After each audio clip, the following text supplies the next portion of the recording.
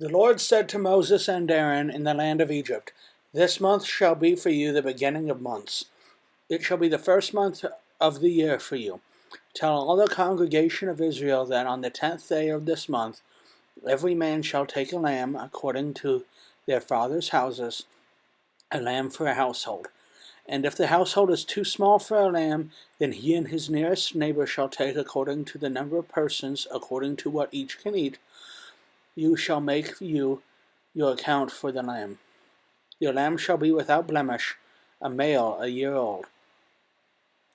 You may take it from the sheep or from the goats, and you shall keep it until the 14th day of this month, when the whole assembly of the congregation of Israel shall kill their lambs at twilight.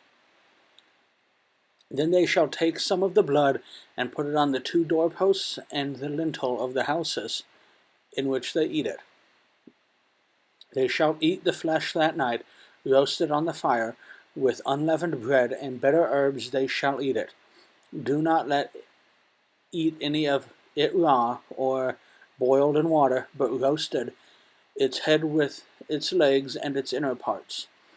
And you shall let none of it remain until the morning. Anything that remains until the morning you shall burn. In this manner you shall eat it, with your belt fastened, your sandals on your feet, and your staff in your hand, and you shall eat it in haste. It is the Lord's Passover.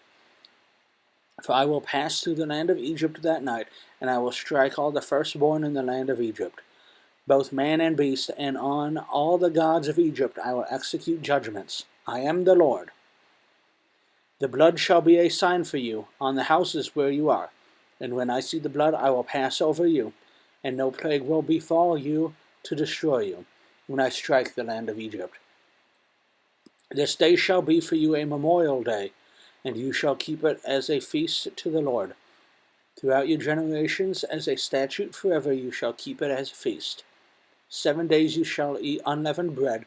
On the first day you shall remove leaven out of your houses, for if anyone eats what is leavened, from the first day until the 7th day, that person shall be cut off from Israel.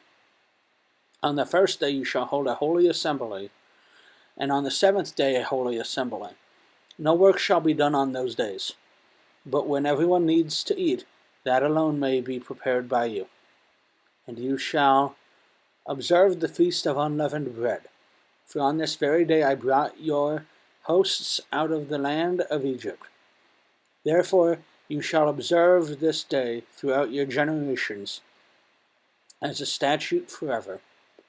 In the first month, from the 14th day of the month at evening, you shall eat unleavened bread until the 21st day of the month at evening. For 7 days no leaven is to be found in your houses. If anyone eats what is leavened, that person will be cut off from the congregation of Israel, whether he is a sojourner or a native of the land. You shall eat nothing leavened. In all your dwelling places you shall eat unleavened bread. Then Moses called all the elders of Israel and said to them, Go and select lambs for yourselves, according to your clans, and kill the Passover lamb. Take a bunch of hyssop and dip it in the blood that is in the basin, and touch the lintel and the 2 doorposts with the blood that is in the basin. None of you shall go out of the door of his house until the morning.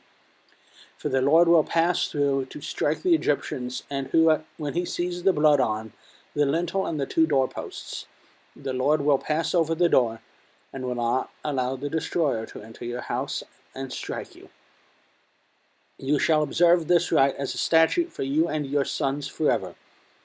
And when you come to the land that the Lord will give you, as he promised, you shall keep this service. And when your children say to you, What do you mean by this service? You shall say, It is the sacrifice of the Lord's Passover, for he has passed over the houses of the people of Israel in Egypt, when he struck the Egyptians but spared our houses. And the people bowed their heads and worshipped. Then the people of Israel went and did so, as the Lord had commanded Moses and Aaron, so they did.